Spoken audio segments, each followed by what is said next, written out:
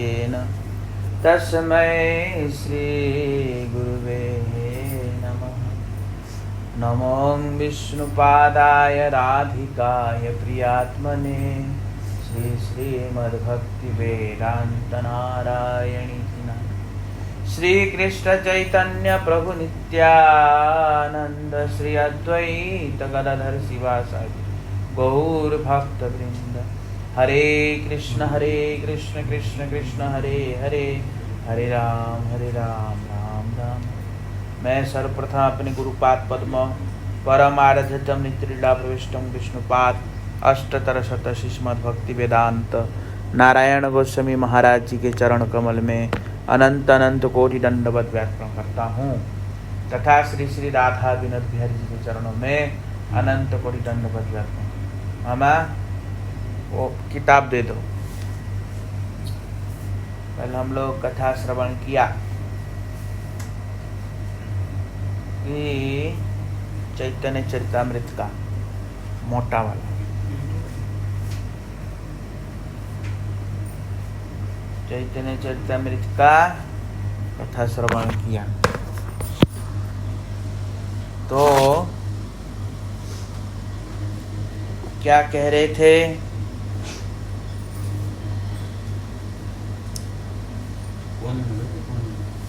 कि महाप्रभु ने दुस्संग का अर्थ इस प्रकार किया है। दुस्संग का अर्थ किस प्रकार किया है?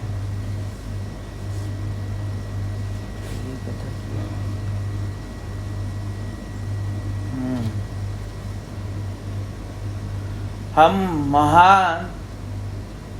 महान रूप शिक्षा गुरु की प्रयोजनता के विषय में कह रहे हैं। कल बताया था ना, एक गुरु होता है अंतर्यामी, फिर दूसरा गुरु शिक्षा गुरु दीक्षा गुरु रूप में कृष्ण ही स्वयं बाहर आके दीक्षा शिक्षा देता है, बताया था ना। क्योंकि अंतर्यामी गुरु को देख नहीं पाते, कृष्ण को देख नहीं पाते। इधर बैठो ना, उधर क्यों बैठे? अंतर्यामी कृष्ण को देख नहीं पाते हैं, नहीं समझे। इसलिए भगवान ही गुरु रूप में दो बाहर प्रकाशित होते हैं। भगवान ही क्यों प्रकाशित होते हैं? भगवान को क्यों कहा? क्या जो गुरु है क्या स्वयं भगवान है? ऐसा क्यों कहा? क्योंकि गुरु जो होते हैं भगवान उनके अंदर विशेष शक्ति दे देते हैं। तो गुरु क्या होता है? सत्यावेश अवतार हो जाता है। क्या हो जाता है? जैसे नारद जी है भगवान के अवतार है। कौन से अवतार? सत्यावेश अवतार। तो इसलिए गुरु के अंदर भी विशेष शक्ति भगवान संचारित कर देते। शक्ति किसकी है? भगवान की। इसलिए भगवान कहला रहे। समझ में आया? नहीं आया? इसलिए भगवान कहला रहे हैं। हाँ, अब बताया था कि मतीर्न कृष्णे परतः स्वतो वा मिथो विपद्येत गृह प्रतारणम। प्रहलाद महाराज जी कहते हैं लोभनीयता दिखाते हैं,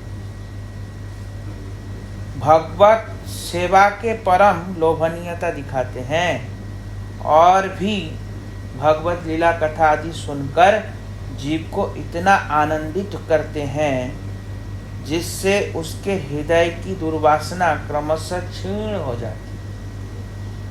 भगवान गुरु रूप में आके क्या करते हैं? जीव को हरि कथा श्रवण कराते हैं और उसका संसार की वासना क्षीण कर देते हैं हरि कथा के माध्यम से। जीव तब यह विचार करता है कि जिनकी लीला कथा इतनी सुंदर है वो कितने सुंदर होंगे, उनकी सेवा कितनी सुंदर होगी, उनकी अंग स्पर्श कितना सुंदर होगा। सेवा करेंगे तो स्पर्श भी होगा, भगवान की स्पर्श होगा। भगवान के चरणों में फूल देंगे तो भगवान का चरण स्पर्श नहीं होगा। तो इसलिए कितना सुंदर होगा, तब जीव ये सब विचार करने लगता है। तो इसी को कह रहे हैं। पर ये कब होगा? हरि कथा के माध्यम से। जब कोई व्यक्ति हरि कथा सुनेगा तो। इसलिए सब जगह में ऐसा कोई शास्त्र नहीं जहाँ नहीं बताया कथा सुनो नहीं बताया। सब जगह में, सब शास्त्र में बोला जाता है कि कथा सुनो।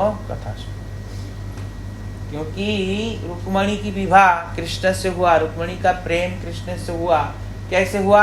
हरि कथा के माध्यम से। तो हरि कथा के माध्यम से ही प्रेम होता है भगवान से।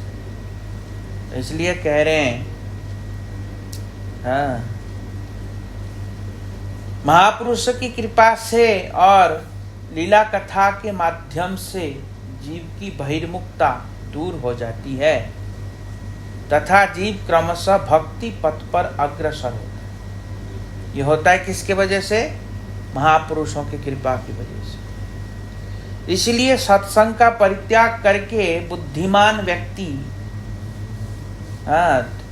इसलिए जो बुद्धिमान व्यक्ति होगा वो सत्संग को त्याग नहीं करेगा। पर जो दुर्बुद्धिमान होगा वो सत्संग को त्याग करेगा और असत्संग को ग्रहण करेगा। उसकी बुद्धि कैसी है? दुर्बुद्धि, मतिभ्रष्ट वो है। जितना भी गाली देना चाहो वो है, क्योंकि शास्त्र में इससे ज्यादा गाली दे नहीं सकते। वो कुकर, शुकर, गधा ऐसा कहा।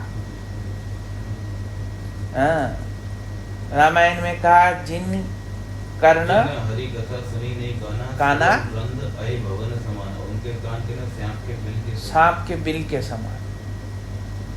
आंखों को ही बताया, सारी चीजों का बताया, सारी चीजों का बताया। उनकी आंख कैसी है, नाक कैसी है। तो कहने की तात्पर्य क्या है? वो जिंदा भूत है, वो जिंदा क्या है? जिंदा चलता फिरता राक्षस है, जो कथा नहीं, हिरण्याक्ष है, जो कथा नहीं सुनता। समझ में आया? और माथाई तिलक गलाय माला एयो एक कलील चला, वो कली का चेला बन के घूम रहा है, लोगों को ठग रहा है, ठगी नंबर 1। समझ में आया? जो हरि कथा नहीं सुनता, ये सब उसके अंदर दुर्गुण होगा। क्योंकि एक बद्ध जीव के अंदर दुर्गुण ही दुर्गुण है, उसके अंदर सुगुण नहीं है। चोरी करना, झूठ बोलना, कपटता करना, लोगों को ठगना, सब कुछ उसके अंदर दुर्गुण है। लोगों का फायदा उठाना, सब उसके अंदर। जब समय आएगा तब करेगा। अभी क्या होता है, हमको समय नहीं मिलता। मौका मिलेगा तो छोड़ेगा नहीं, मौका मिलेगा तो छोड़ेगा नहीं, वो चोरी करेगा। चोर है वो, करेगा। तो इसलिए जो हरि कथा नहीं सुनेगा, ये सब दुर्गुण आ जाएगा। और कैसे आ रहा है वो पता भी नहीं चलेगा। और निंदा भी करेगा, सब कुछ करेगा, दूसरे के दोष देखेगा, अपना नहीं देखेगा। ये सब दुर्गुण उसके अंदर होगा जो हरि कथा नहीं सुनेगा। तो इसलिए कह रहे, जो बुद्धिमान व्यक्ति है वो दुस्संग का परित्याग करके क्या करते हैं? सत्संग करेंगे। साधुजन साधु उपदेश के द्वारा उनके समस्त भक्ति प्रतिकूल वासना बंधन को काट देंगे। साधु लोग क्या करेंगे? उसको समस्त प्रकार के उपदेश दे करके उसके जो भक्ति प्रतिकूलता वासना है या भक्ति प्रतिकूल बाधक है, उनको काट देंगे। जब उर्वशी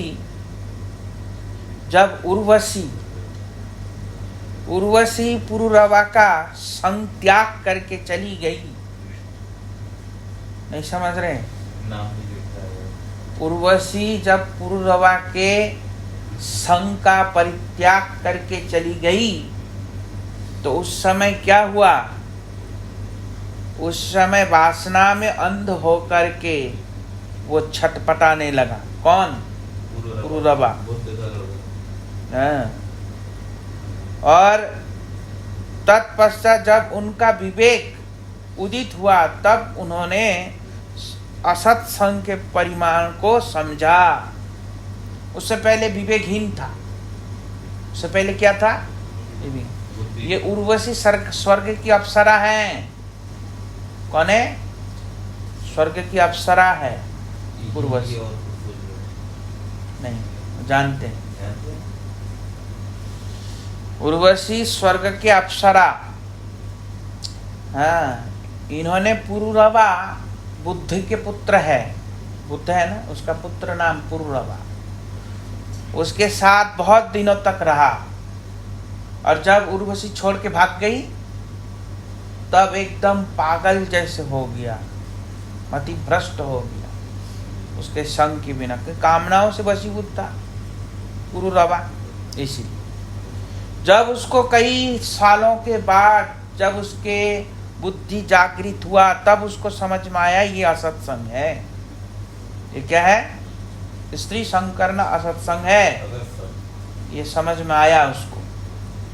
अब परिणाम को भगवान श्री उद्धव के निकट उस आख्यान को वर्णन करेंगे। इस आख्यान को कौन सुनाया?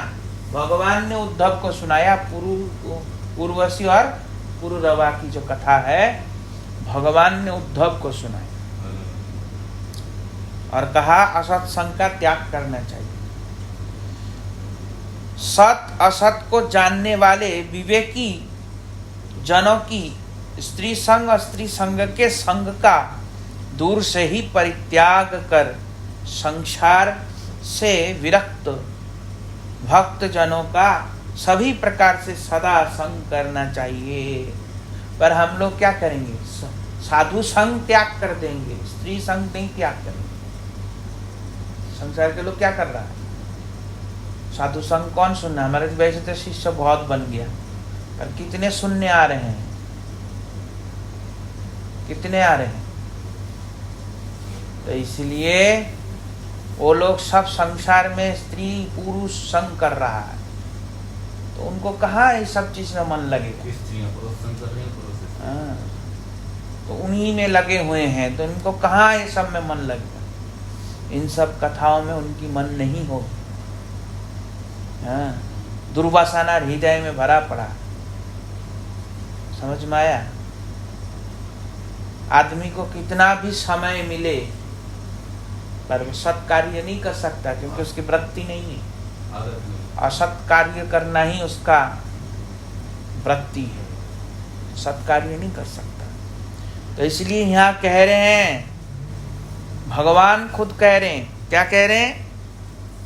दुस्संग का दूर से ही परित्याग करना चाहिए और विरक्त जनों की सदा संग करना चाहिए।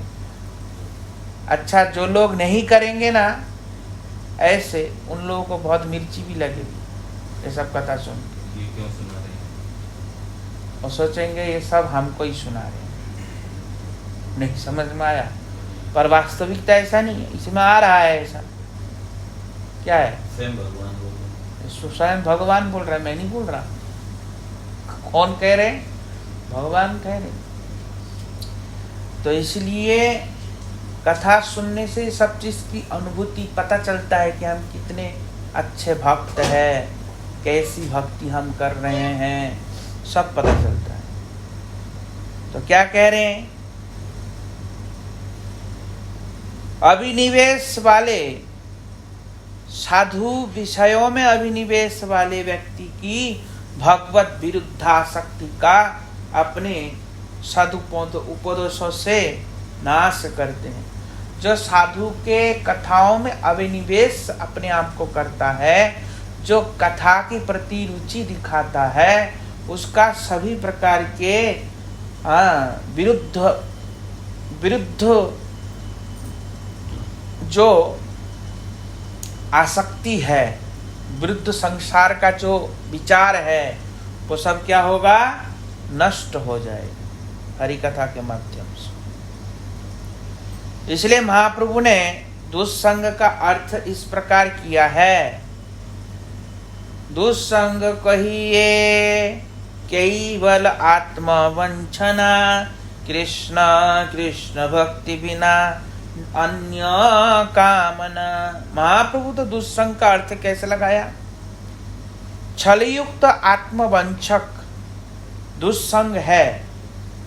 श्री कृष्ण कामना और कृष्ण भक्ति की कामना के अतिरिक्त अन्य कोई भी कामना, संग भी दुस्संग है। महाप्रभु ने क्या क्या, वहां तो कृष्ण का स्त्री संग, स्त्री संगी का संग, ये दुस्संग। पर यहाँ पे महाप्रभु क्या दुस्संग बता रहे? भगवान चैतन्य महाप्रभु कह रहे हैं आत्मवंचक,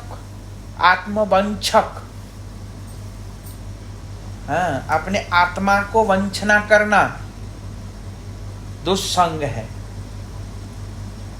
अपने आत्मा को वंचना करना ही दुस्संग है। आत्मा को वंचना करना मतलब क्या है? अगर हम संसार का उपभोग कर रहे हैं कृष्ण को छोड़ के, तो ये हमारा आत्मवंचना ही तो है। ये आत्मा के तो लिए नहीं कर रहे हैं। हम किसके लिए कर रहे हैं? शरीर की सुख के लिए कर रहे हैं।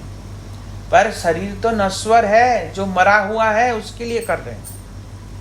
ये शरीर क्या है? मरा हुआ है, अभी भी मरा हुआ है शरीर। ये शरीर जीवित नहीं है, ये शरीर मरा हुआ है। तो इसमें आत्मा है बोल के ये जीवित जैसा प्रतीत हो रहा है। इसमें क्या है? आत्मा है बोल के जीवित जैसा प्रतीत हो रहा है, पर ये जीवित नहीं है। जैसे घड़े में कोई कीड़ा घुस गया और वो कीड़ा घड़ा को ऐसे ऐसे हिला रहा है। कौन हिला रहा है? कीड़ा घड़ा को हिला रहा है। तो घड़ा हिल रहा है कि कीड़ा हिल रहा है? कौन हिल रहा है? समझ में आया? कौन हिल रहा है? तो देखने वाले लोग क्या कहेगा? घड़ा हिल रहा है, घड़ा खा रहा है, घड़ा पी रहा है। पर वास्तविकता तो ऐसा नहीं है। तो उसी प्रकार ये शरीर रूपी घड़ा, ये शरीर रूपी घड़ा में कौन बैठा है? आत्मा बैठा है। समझ में आया? तो आत्मा बैठा है बोल के ये लग रहा है कि चल रहा है, फिर रहा है, खा रहा है, पी रहा है, ऐसा लग रहा है। जिस दिन आत्मा निकल जाएगा ये खाएगा, ये बोलेगा। तो इसलिए ये क्या है? अभी भी मृत प्राय है। जिसके लिए हम कर रहे हैं वो मरा हुआ है। वो क्या है? मरा हुआ। मरे हुए के लिए कर रहे हैं और जो हमेशा है उसके लिए कुछ नहीं कर रहे। तो ये क्या हुआ? यही आत्मवंचक है। क्या है? आत्मवंचना। तो इसलिए महाप्रभु कह रहे हैं ये आत्मवंचना ही दुस्संग है।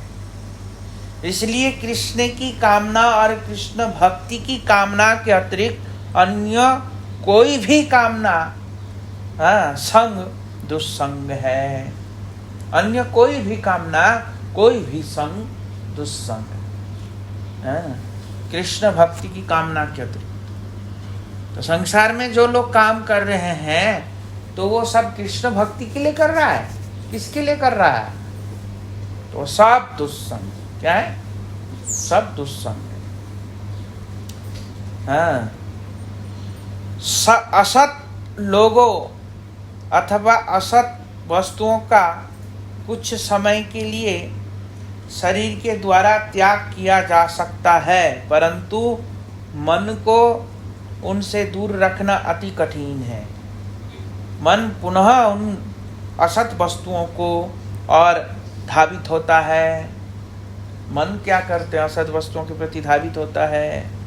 असत प्राकृतिक वस्तुओं के साथ अनादिकाल से संबंध होने के कारण प्राकृतिक भोग्य वस्तुओं के साथ मन का संगठित संबंध हो गया है। क्या कह रहे हैं? असत वस्तुओं के साथ हमारा मन क्या है? हमेशा से यही काम करके आए, जन्मों जन्मों तक यही करे। करोड़ों जन्म और खरबों जन्म हमको मिला है, पर किया सब यही काम। इसलिए मन असत वस्तुओं के प्रति धावित होता है। ये बार बार असत वस्तु, हम चाहे शरीर से भले ही से छोड़ दे, शरीर से चाहे भले ही से हम असत संग ना करें, पर फिर भी मन थोड़ी सुनता है। मन तो चला ही जाता है घूम फिर करके असत वस्तुओं के प्रति, नहीं चला जाता है। कहता है मन कर ले थोड़ा सा, क्या फर्क पड़ता है, थोड़ा सा ही तो है, इतने दिन तो है, इतने दिन तो नहीं किया, कोई बात नहीं, थोड़ा सा और कर ले, ऐसा ऐसा। तो ये कौन कहता है? मन कहता। और सोचता भी है ऐसे कर लेना, ऐसे कर लेना, ऐसे करना, ऐसे इस तरीके से करना, ऐसे मन समझाता है, नहीं समझाता है? बहुत दिन हो गया, अब ऐसे कर ही ले जा करके, चल मिल ले किसी से, हैं? नहीं समझ में आया? हाँ, थोड़ा सा इधर उधर की चर्चा कर ले, थोड़ा सा इधर उधर फालतू बात बोल दे, थोड़ा निंदा ही कर दे, नहीं तो ऐसे कहेगा। मन थोड़ी सुनेगा किसी की। आज लास्ट कर रहे हैं, आगे से आज लास्ट कर ले, आगे थोड़ा से सा। कभी नहीं करेंगे, हाँ? कल से तो बिल्कुल छोड़ देंगे। कल से बिल्कुल छोड़ देंगे, पर कहेगा नहीं ऊपर जाके एक बार सुटकी तो मारिया नहीं कहेगा ऐसा वो तो बहुत देर हो गई, अब तो पेट भी फूल रहा है गैस भी बंद नहीं। नहीं समझ में। ये कौन कह रहा है? ये सब मन कह रहा है। तो भले से शरीर से हम छोड़ दे, और मन नहीं मानता, नहीं समझ में आया? मन कह रहा गुरु जी को कह रहा मैं ऊपर थोड़ी है, ये कह रहा मैं चुपचाप करूं। तो इसलिए ये सब मन करता है। ऊपर जाऊंगा ही नहीं। तो आपके लिए सुनो, उर्वशी द्वारा त्याग किए जाने पर पुरुरवा भोग्य कामना से उसके वशीभूत होकर अत्यंत दुखी हो गए। जब उर्वशी छोड़ के चली गई तो फिर क्या हुआ? पुरुरवा भोग्य वस्तु की कामना से अत्यंत दुखी हो गए। विवेक जागृत होने पर उस भोग धर्म को त्याग कर जैसे उनका मंगल हुआ था, उसी प्रकार सभी बुद्धिमान व्यक्ति भी नित्य मंगलप्रद उपदेश देने वाले साधु व्यक्तियों के संग के प्रभाव से चिरकाल के लिए संस्कारों के द्वारा, चिरकाल के संस्कारों के द्वारा इस संसार से उद्धार हो जाता है। मनोधर्म रूप भोग पिपासा साधु वाक्य के प्रभाव से काटने में समर्थ होते हैं। ये जो भोग की प्यास है ना, ये भोग का प्यास भगवान के भक्तों के वाणी से ही काटा जा सकता है, अन्यथा इसका कोई उपाय दूसरा है ही नहीं। ये जो संसार की वासना है, ये संसार वासना केवल भक्तों की वाणी से ही नष्ट होगा। समझ में आया?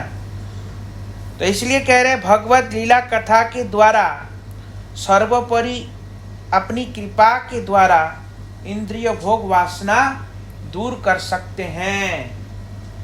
इस टीका में श्री विश्वनाथ चक्रवर्ती ठाकुर कहते हैं, पुण्य कर्म, तीर्थ सेवा, देव सेवा और यहाँ तक कि शास्त्र ज्ञान आदि से भी इस प्रकार विषय आसक्ति दूर करने में सामर्थ्य नहीं है।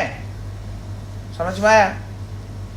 विश्वनाथ चक्रवर्ती ठाकुर कह रहे हैं पुण्य कर्म, तीर्थ सेवा या तीर्थ यात्रा, देव सेवा, देवताओं की सेवा, यहाँ तक कि शास्त्र ज्ञान आदि में भी, शास्त्र अध्ययन करने में भी ये दोष नहीं निकल सकता ना। ये सब लोग ये दोष निकाल सकता है। समझ में आ रहा है? ये जो हमारे अंदर जो दोष है, ये दोष ना तो देव सेवा करने से, देव सेवा मतलब भगवान की सेवा करने से जाएगा। देव सेवा चाहे भगवान की सेवा हो, देव मतलब सब आ जाते हैं। ना तो तीर्थ भ्रमण भगवान का स्थान है, भगवान का तो धाम है, ना उनमें जाने से होगा, ना उनकी सेवा करने से होगी, ना यहाँ तक कि कह रहे शास्त्र अध्ययन करने से भी नहीं आएगा। क्या कह रहे हैं? शास्त्र अध्ययन करने से भी संसार वासना दूर नहीं होगा। इसीलिए बाहर से दुस्संग परित्याग, साथ ही साथ भक्त संग एकांत आवश्यक है। अगर बाहर से दुस्संग त्याग करना चाहते हैं तो भक्त संग का एकांत आवश्यक है। भक्त के संग के बिना दुर्वासना रूप दुस्संग हृदय में ही रहेगा। भक्त की संग के बिना क्या होगा? दुस्संग हृदय में ही बसा रहेगा। इसलिए कहा गया है कि दुस्संग त्याग कर सत्संग करो। इसलिए क्या कहा? दुस्संग त्याग करके सत्संग करो। जो दुस्संग का त्याग कर सत्संग करते हैं वे ही बुद्धिमान। बुद्धिमान कौन है? जो दुस्संग का त्याग करके साधु संग करता है वही बुद्धिमान है। और जो ऐसा नहीं करते वे दुर्बुद्धिमान है। कौन है? वे दुर्बुद्धिमान। हाँ, दुस्संग का त्याग कर सत्संग करते हैं वे ही बुद्धिमान है। जो साधु पुरुष ऐसा हितोपदेश करते हैं वे ही शिक्षा गुरु है। उसे ही प्रणीत करने के लिए ही यह श्लोक उद्धृत हुआ। ऐसे जो शिक्षा देते हैं साधु, उसी को ही शिक्षा गुरु कहा जाता है। कैसा शिक्षा? संसार से मन हटा करके भगवान के चरणों में लगाने की चेष्टा जो करते हैं उसी को ही शिक्षा गुरु कहते हैं। इसलिए कह रहे हैं सताम प्रसंगान मम वीर्य संविदो भवन्ति ऋत कर्ण रसायन कथा तज्जोषण पवर्क वर्तमनि श्रद्धा रति भक्तिर अनुक्रमी सती। क्या कहा? भगवान खुद कह रहे हैं। क्या कह रहे हैं? साधु संग में हृदय और कानों को संपूर्ण लगाने वाली मेरी बलवती, वीर्यवती के मतलब होता है बलवती कथा, बलवती कथा आलोचना होती है। उन कथाओं में श्रवण करते करते अतिशीघ्र ही अपवर्ग से व्यक्ति तर जाता है और क्रमशः श्रद्धा रति भक्ति अनुक्रमिष्यति, उसके हृदय में श्रद्धा, अंत में उसको प्रेम प्राप्त हो जाता है। जो व्यक्ति मेरी ऐसी कथा श्रवण करते हैं। हरिजनों में आकृष्ट, हरिजनों के प्रकृष्ट रूप से सत्संग में मेरी बलवान संपूर्ण ज्ञान कराने वाली हृदय और कानों को रसीली लगने वाली अर्थात श्रवण में मनोहर और सुख देने वाली कथाएं होती है। भगवान की कथा कैसी होती है? कानों को आनंद देने वाली होती है। पर जो लोग पापी हैं उनको आनंद नहीं लगेगा, उनको तो जहर लगेगा, नींद आएगी, सोचेगा बहुत देर हो गया, कब तक सुनाते रहेंगे पता नहीं, बार बार घड़ी देखेंगे। उनको आनंद नहीं लगेगा। किनको लगेगा? और कथा में बैठ के कथा में मन नहीं होगा, मन और कहीं हो जाए। हाँ, तो किनको लगेगा ये आनंद? जो लोग वास्तविक में अपना कल्याण चाहता है केवल उन्हीं को ही लगेगा। जो लोग अपना कल्याण नहीं चाहता उनको नहीं लगता, उनको आनंद नहीं लगता कथा। तो इसलिए अविद्या निवृत्ति हो जाती है। भगवान की ऐसी दिव्य कथा श्रवण करने से अविद्या निवृत्ति हो जाता है और श्रोता मेरी प्राप्ति के मार्ग पर चल पड़ता है। जो श्रोता होता है वो मुझे प्राप्त करने की मार्ग पर चल पड़ता है। पहले श्रद्धा, तब भाव और उसके बाद शीघ्र ही प्रेम क्रमशः उदय होता है। पहले श्रद्धा होने पर साधु संग होता है। साधु संग में भगवत कथा श्रवण कर भजन क्रिया आरंभ होती है और निरंतर साधु संग से अनर्थ निवृत्ति क्रम आता है। अनर्थ निवृत्ति कब होगा? अनर्थ निवृत्ति तब होगा जब निरंतर साधु संग करेगा। कैसे? निरंतर साधु संग करेगा तब जाके अनर्थ निवृत्ति। नहीं तो अनर्थ निवृत्ति नहीं होता। और जो भोग रहा है वो अपने पाप भोग रहा है, समझा? अनर्थ निवृत्ति हो रही है। हाँ, ठीक चल रहा है। नहीं समझ में आया? कथा नहीं सुनाई। तो अनर्थ निवृत्ति नहीं होगा, कभी भी नहीं होगा, वो भोगता ही रहेगा। हैं? कथा में क्या? मत दो, कह रहे हो, कथा में बैठ के भी पता चल जाएगा। नहीं पता कैसे चलेगा? हाँ, भजन में अनर्थ निकलेगी, हमको परेशानी होगी तो भजन में मन और अधिक लगेगा। अनर्थ निवृत्ति मतलब क्या है? अनर्थ निवृत्ति मतलब शुभ कर्म और पाप दोनों नष्ट होगा। पाप और पुण्य, पाप और पुण्य नष्ट होगा। समझ में आया? तो ये कह रहे पता कैसे चलेगा? परेशान तो अब भी रहते बिना अनर्थ की। परेशान इसलिए तो परेशान है, वही अनर्थों को भोग रहा है, तो अनर्थ, पाप को भोग रहा है। अनर्थ से निवृत्ति पता कैसे चलेगा? वो निवृत्ति क्या होगा? निवृत्ति के मतलब भगवान की चरणों में लगेगी मन। इधर से निवृत्त होंगे, उधर भगवान के चरणों में। समझ में आया? इधर भोग भी रहे और चरणों में नहीं लग रहा तो पता चली कि मैं कथा जब किसी व्यक्ति का चरण मन भगवान के चरणों में लगेगा, उसका अनर्थ कुछ बिगाड़ पाएगा? उसका शुभ अशुभ कर्म कुछ बिगाड़ पाएगा? नहीं पाएगा, उसका कुछ नहीं बिगाड़ेगा, उसको कुछ कर ही नहीं पाएगा। समझ में आया? उसका बाल भी बांका नहीं कर सकता। वही अनर्थ निवृत्ति है। हम तो थोड़ा सा कुछ आ जाता तो सोचते अनर्थ कोई बात ना, अनर्थ है कोई बात नहीं, ऐसा वो तो अनर्थ अभी भोग रहा है। मन को बहला देते हैं ये सोच कर। भोग रहा है। क्या कर रहे हैं? तो भजन करने से भोगना नहीं पड़ता? नहीं, वो कट जाता है। भजन करने से वो भोगता नहीं है। क्या क्या उसको फर्क ही नहीं पड़ता, कुछ हो चाहे ना हो, उसको फर्क ही नहीं पड़ता। कोई मतलब ही नहीं। भोगेगा तो वही ना जिसको फर्क पड़ रहा है। बताओ कौन भोगना कहेगा? भोगेगा तो वही ना जिसको फर्क पड़ रहा है। अब जैसे किसी की ऑपरेशन हो रही है, पर उसमें क्या लगा दिया? ओ एनेस्थीसिया लगा दिया। एनेस्थीसिया लगा दिया, अब उसको काट रहा है, पीट रहा है, उसको दर्द हो रहा है? नहीं हो रहा है। तो दर्द नहीं हो रहा तो उसको कष्ट होगा? कष्ट होगा? होगा क्या? नहीं होगा। चाहे काट दे, चाहे कुछ भी कर दे, ले जाए उठा के, मार दे, कष्ट होगा उसको? नहीं होगा ना। तो उसी प्रकार है, जिसको फर्क ही नहीं पड़ रहा है उसको किस बात का कष्ट होगा? जो इस शरीर में आवश्यक नहीं है, कष्ट होगा।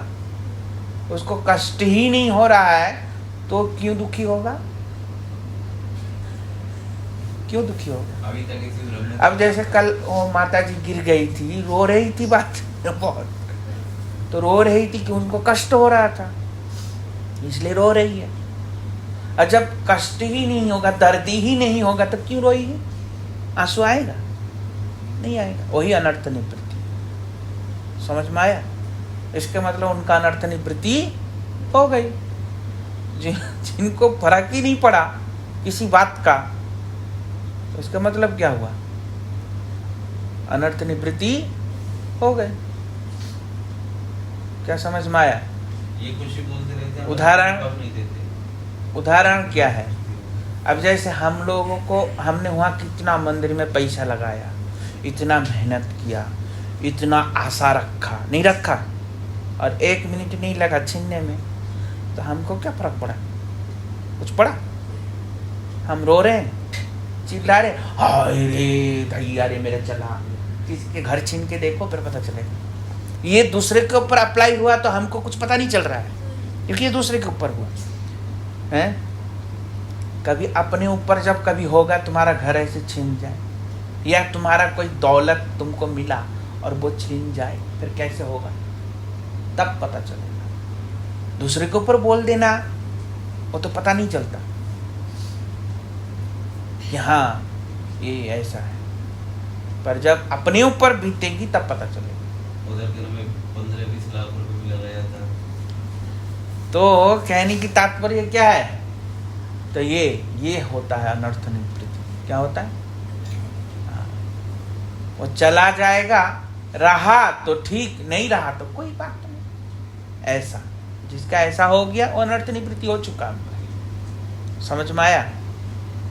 जो नहीं, मैं मर जाऊंगा, मैं रहूंगा ही नहीं, उसको मार दूंगा, केस करूंगा। नहीं समझ में आया? मैं उसके बिना जिंदा ही नहीं रहूंगा, मैं मर रहा हूं, गल रहा हूं, फर्क पड़ रहा है। वो भोगी भोग कर रहा है, वो अपना पाप पुण्य भोग कर रहा है, उसका कोई अनर्थ निवृत्ति नहीं हो रहा। समझ में आया? वास्तविक अनर्थ निवृत्ति तभी होगा जब उसको फर्क ही नहीं पड़ेगा।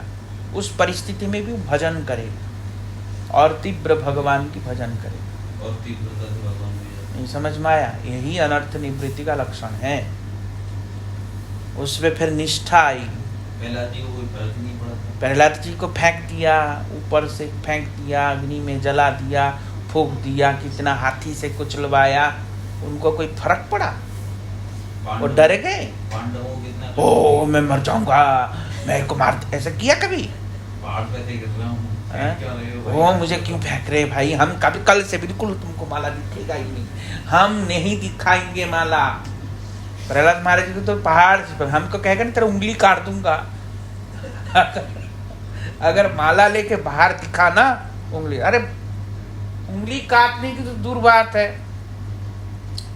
कोई अगर बोल दे, ढंग से झगड़ा कर दे, अगले दिन ही हम मंदिर में मुंह नहीं दिखाएंगे।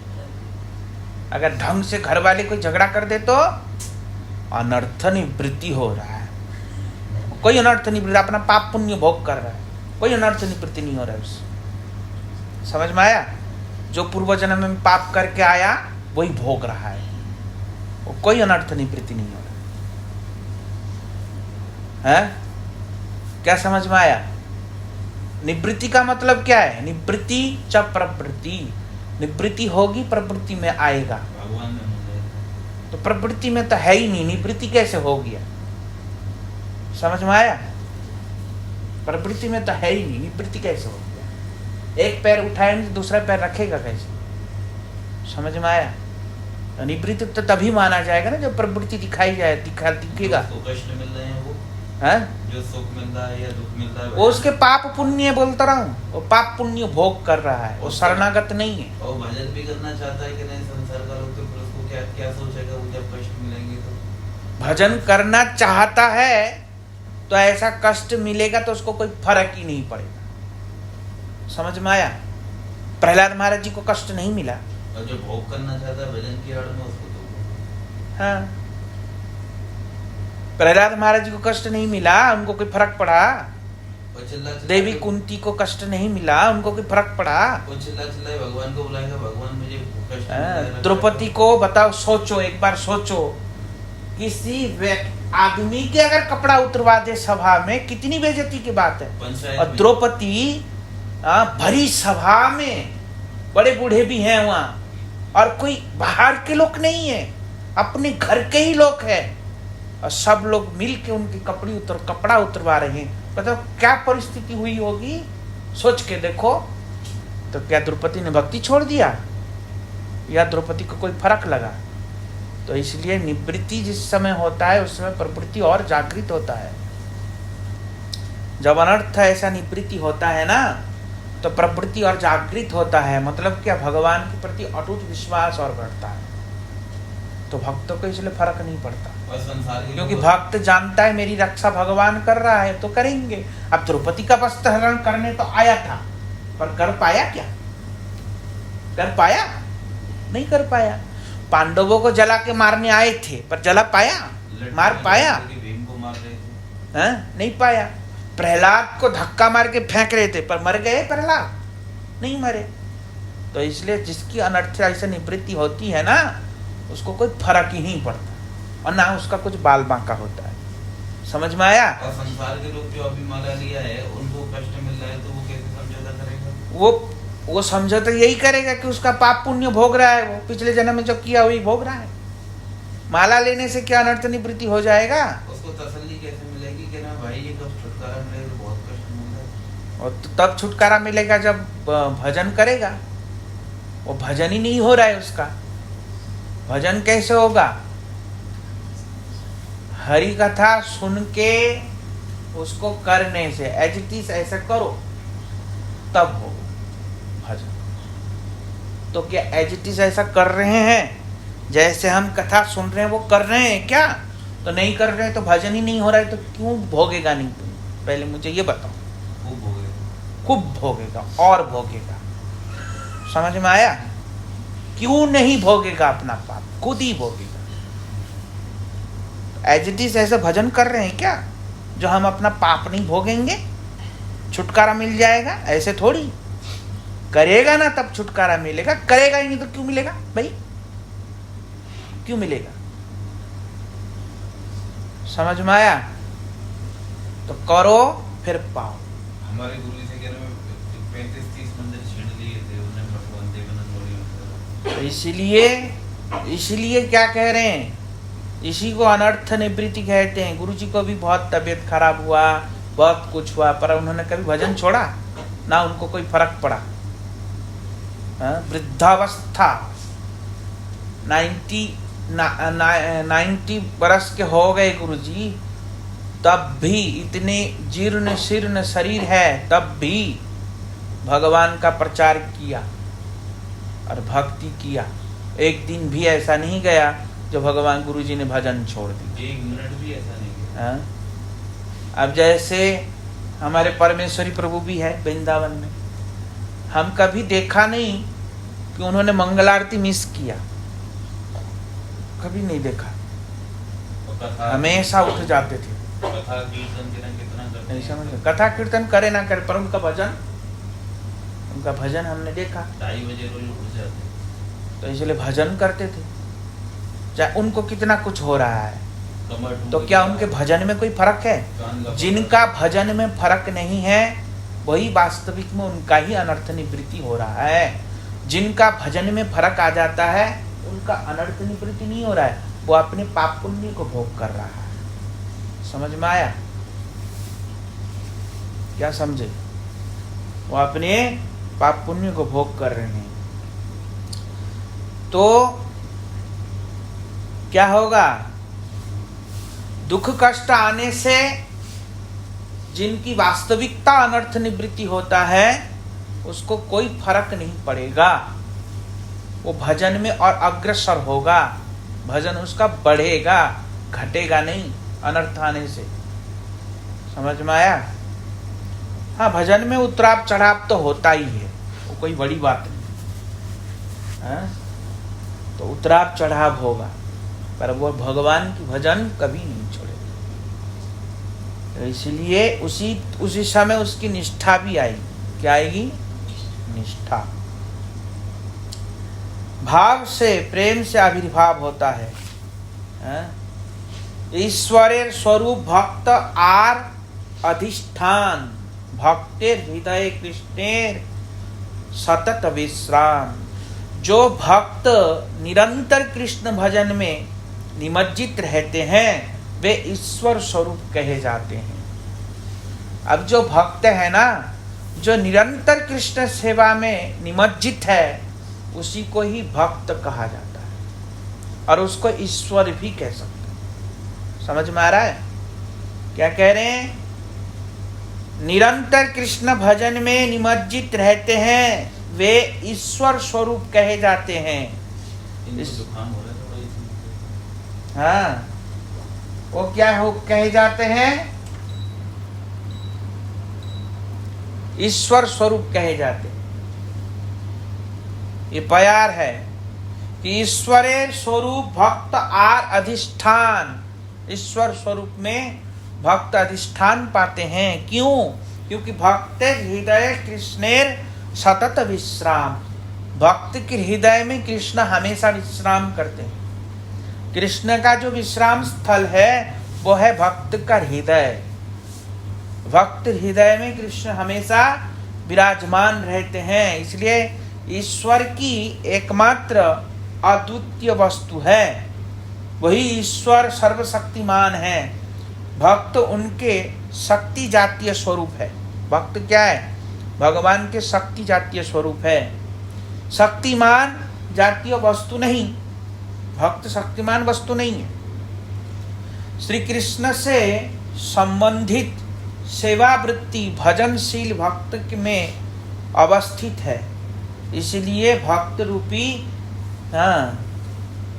आधार में श्री कृष्ण की स्थिति है। इसलिए भक्त रूपी आधार में कृष्ण की स्थिति है। कृष्ण कहाँ विराजमान है? भक्त की आधार में। भक्त नहीं तो कृष्ण नहीं। तो भक्त है तो ही कृष्ण है। तो इसलिए कृष्ण की स्थिति कहाँ से है? भक्त से ही है। तो इसलिए भक्त के हृदय में हमेशा कृष्ण विराजते हैं।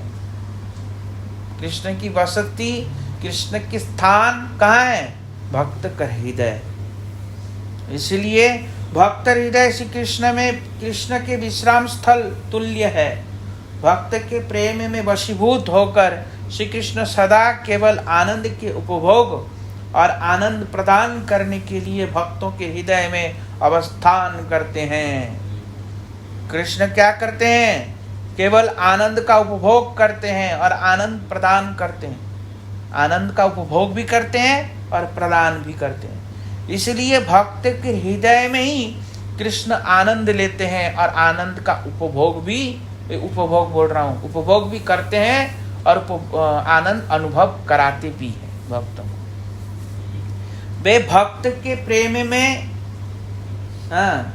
रस का आस्वादन करके आनंद उपभोग करते हैं। कृष्ण क्या करते हैं? भक्त के प्रेम में रसास्वादन करके उपभोग करते हैं और अपने सौंदर्य माधुर्य आदि का आस्वादन करा के भक्तों को आनंद प्रदान करते हैं।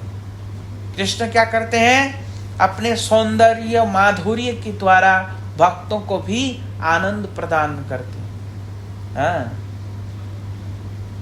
किसी समय और किसी प्रकार से उद्वेग की छाया भी उस स्थान को स्पर्श नहीं कर सकती, क्योंकि भक्त कभी भी अपने दुख दैन्य की बात भगवान को नहीं बताता।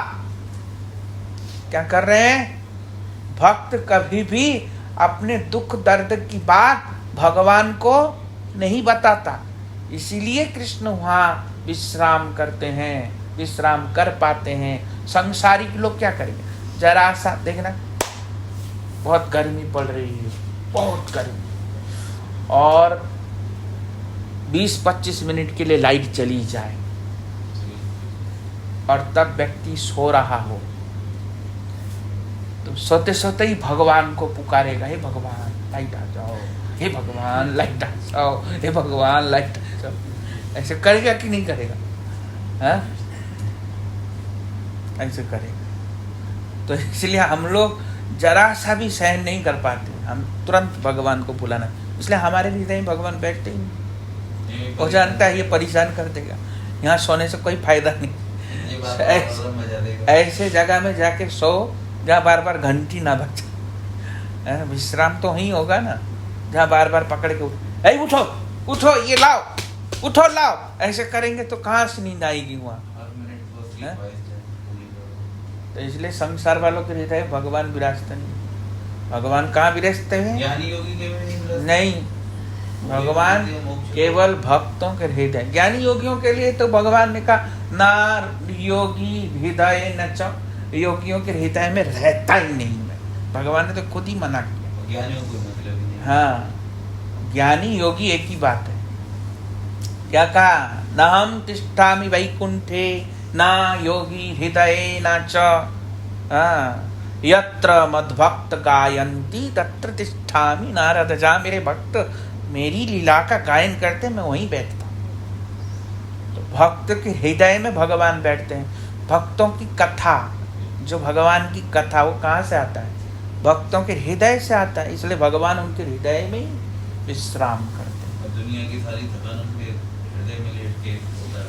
हाँ, इसलिए भक्त भारी होता है। क्या भगवान हृदय में बैठे। इसलिए वांछा कल्पतरुस्य कृपा सिंधु दानम पावनं वैष्णवो नमो नमः।